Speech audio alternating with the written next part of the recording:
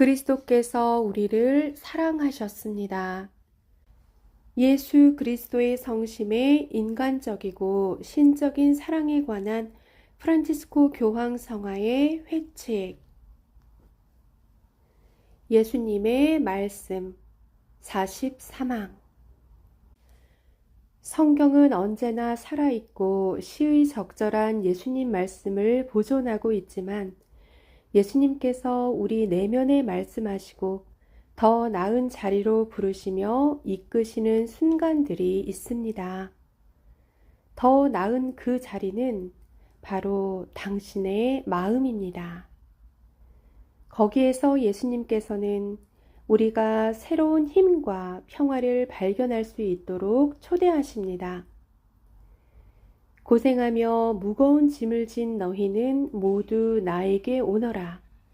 내가 너희에게 안식을 주겠다. 마테오복음 11장 28절. 이러한 의미에서 예수님께서는 당신 제자들에게 이렇게 말씀하실 수 있었습니다. 내 안에 머물러라. 요한복음 15장 4절. 44항. 예수님의 말씀은 당신의 거룩함이 깊은 감정을 배제하지 않았음을 보여주고 있습니다. 여러 번에 걸쳐 예수님께서는 열정적이며 연민을 품은 사랑을 보여주셨습니다. 예수님께서는 눈물을 흘리실 정도로 마음이 움직이셨고 슬퍼하셨습니다. 예수님께서 피곤이나 배고픔과 같은 인간의 일상적인 걱정 근심에 무관심하시지 않았음이 분명합니다. 저 군중이 가엾구나. 먹을 것이 없으니 말이다. 길에서 쓰러질 것이다. 더구나 저들 가운데에는 먼 데서 온 사람들도 있다. 마르코복음 8장 2절에서 3절. 45항. 복음서는 예루살렘을 향한 예수님의 사랑을 숨기지 않습니다. 예수님께서 예루살렘에 가까이 이르시어 그 도성을 보시고 우셨습니다. 루카복음 19장 41절. 그러고 나서 예수님께서는 마음의 가장 깊은 열망을 말씀하셨습니다. 오늘 너도 평화를 가져다 주는 것이 무엇인지 알았더라면. 루카복음 19장 42절. 복음사가들은 때로는 권능과 영광 안에 계신 예수님을 드러내 보이는 한편 당신의 죽음과 당신 친구들이 느낄 슬픔에 직면하신 예수님의 심오한 감정을 묘사하기도 합니다. 예수님께서 라자로의 무덤 앞에서 눈물을 흘리셨다 라고 이야기하기에 앞서 복음서는 예수님께서는 마르타와 그 여동생과 라자로를 사랑하셨다 라고 하고 마리아와 그녀와 함께 있던 이들이 우는 모습을 보시면서 예수님께서는 마음이 북받치고 산란해지셨다라고 말합니다. 복음서는 내적 동요를 드러내는 예수님의 눈물이 의심할 여지가 없이 진실하였다고 설명합니다. 또한 복음서는 예수님께서 너무나도 사랑하셨던 이들의 손에 곧 당하시게 될 폭력적인 죽음에 대한 그분의 비통해하심을 숨기지 않습니다. 그분께서는 공포와 번민에 휩싸이기 시작하셨습니다. 마르코복음 14장 33절. 내 마음이 너무 괴로워 죽을 지경이다. 마르코복음 14장 34절. 이라고 할 정도였습니다. 이러한 내적 동요는 십자가 위에 예수님의 외침에서 가장 강하게 드러납니다. 저의 하느님, 저의 하느님, 어찌하여 저를 버리셨습니까? 마르코복음 15장 34절. 46항.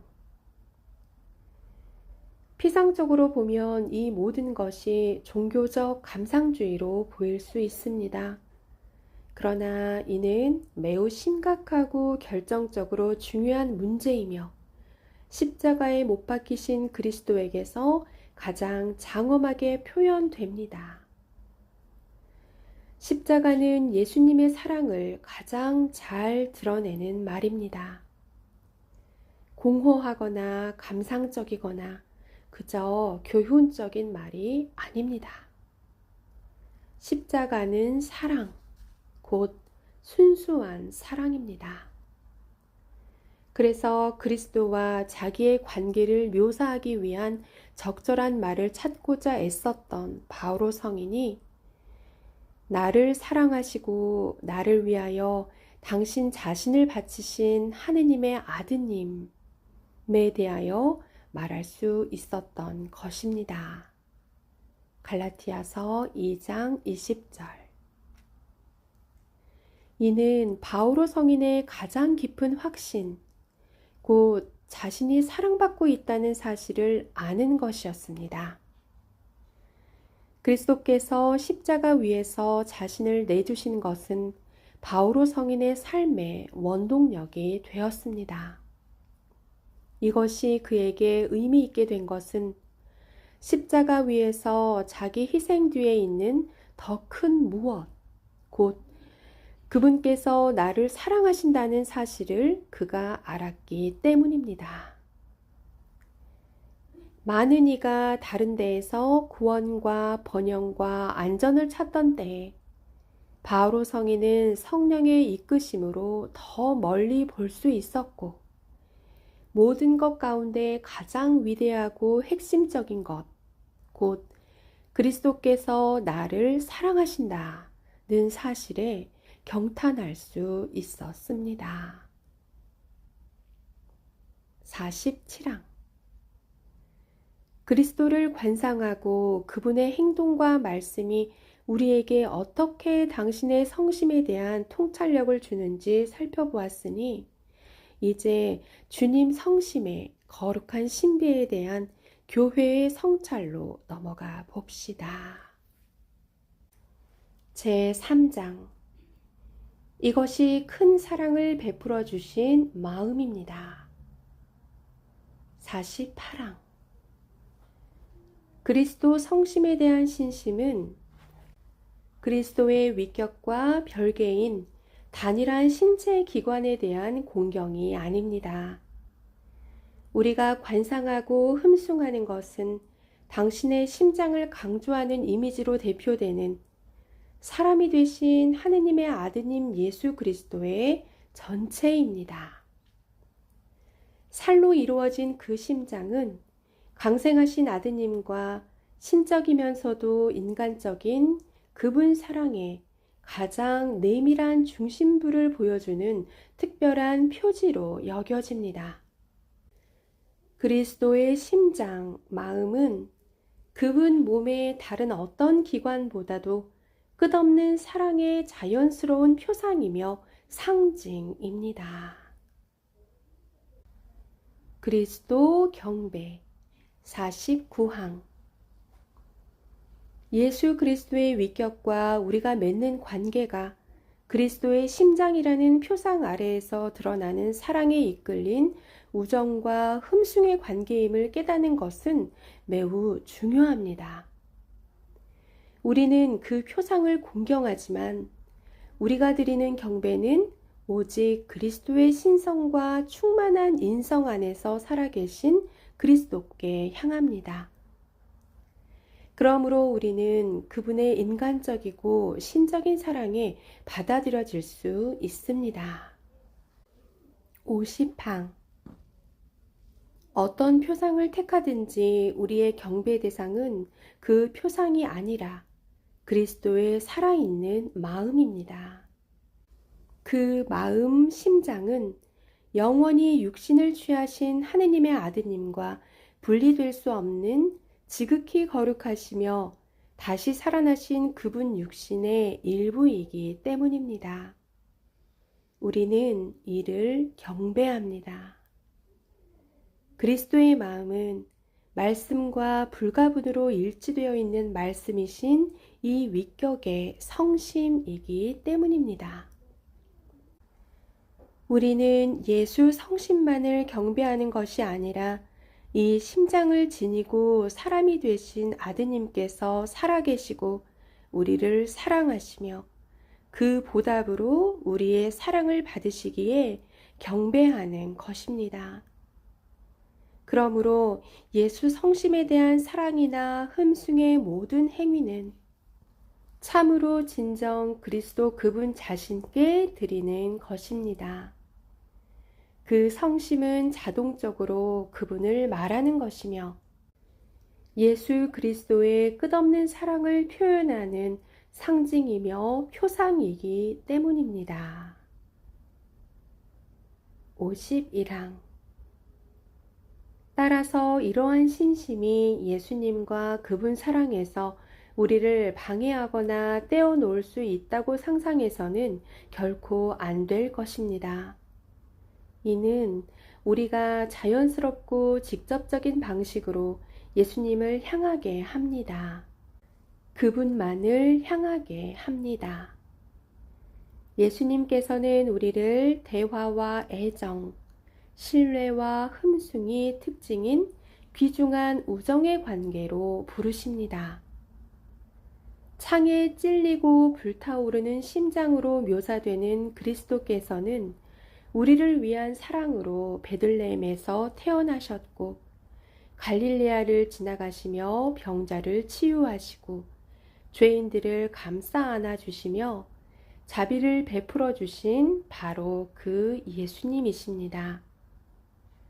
십자가에서 당신의 두 팔을 활짝 벌리시어 끝까지 우리를 사랑하신 바로 그분, 그리스도께서 죽은 이들 가운데에서 부활하시어 이제는 영광 안에서 우리 가운데 살아 계십니다. 그리스도의 표상에 대한 공경 52항.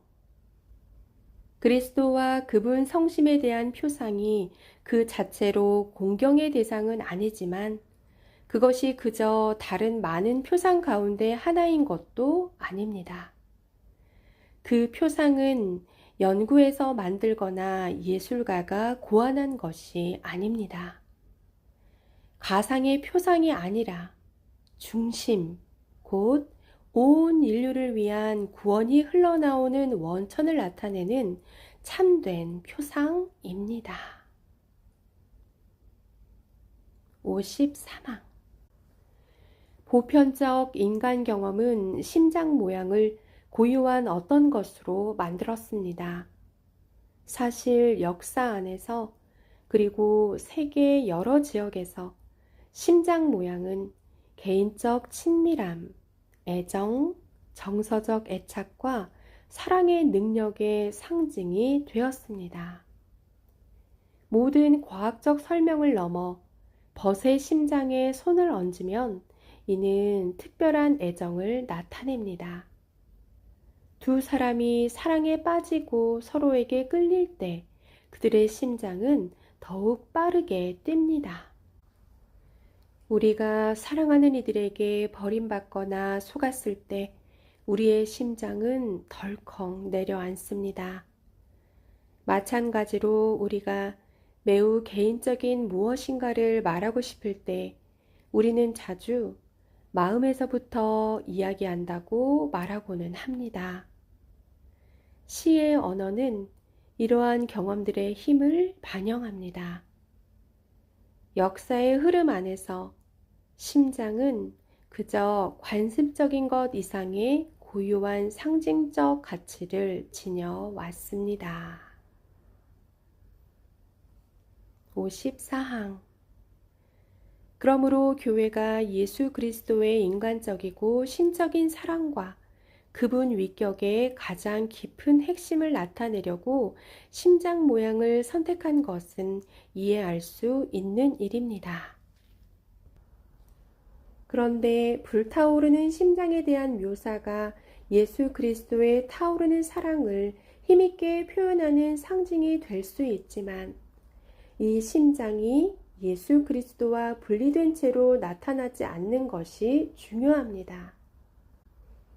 이러한 방식으로 만남과 대화의 인격적 관계로의 그리스도의 부르심은 더욱더 의미가 있게 됩니다.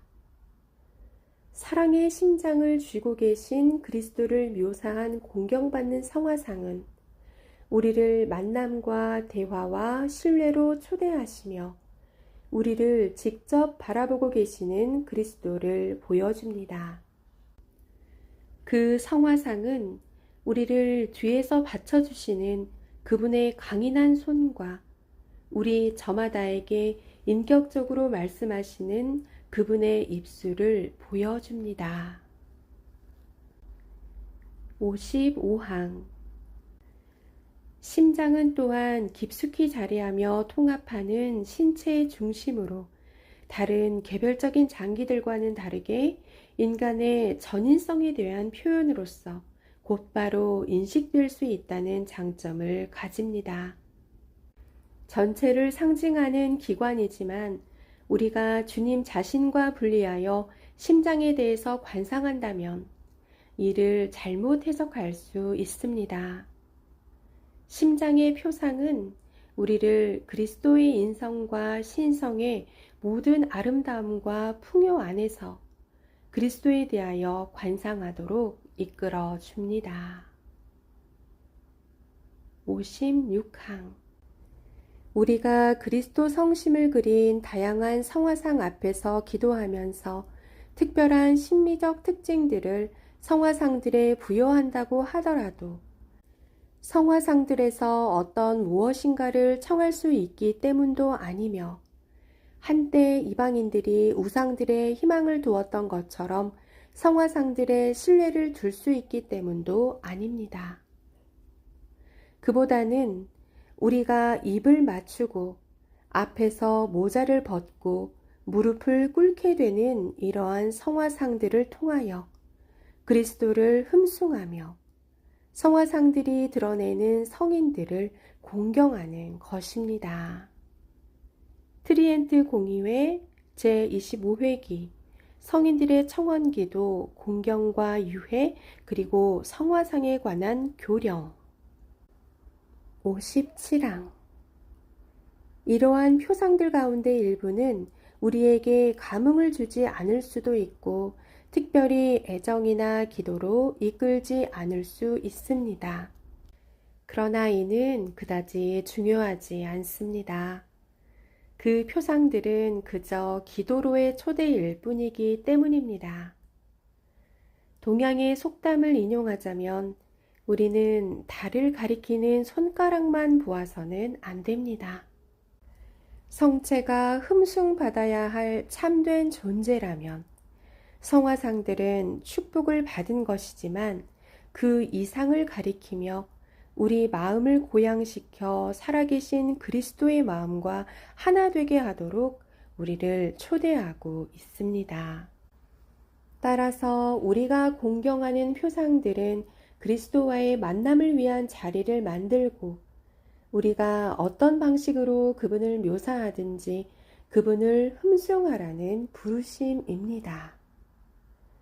그 표상 앞에 서면 우리는 그리스도 앞에 서 있고 그분의 현존 안에서 사랑은 멈추어 신비를 묵상하고 침묵 안에서 그 신비를 누립니다. 58항 동시에 우리는 예수 성심의 표상이 우리에게 육신과 지상 실제들에 관하여 말한다는 것을 결코 잊어서는 안 됩니다. 이러한 방식으로 그 표상은 우리 가운데 한 사람, 우리 역사의 일부, 우리 지상 여정의 동반자가 되기를 바라신 하느님을 가리킵니다. 좀 더 추상적이거나 정형화된 형태의 신심이 반드시 복음에 더 충실한 것은 아닐 것입니다. 이 생생하고 가시적인 표상 안에서 하느님께서 어떻게 당신 자신을 계시하시고자 하셨는지, 그리고 우리에게 가까이 오시려고 하셨는지 보게 되기 때문입니다.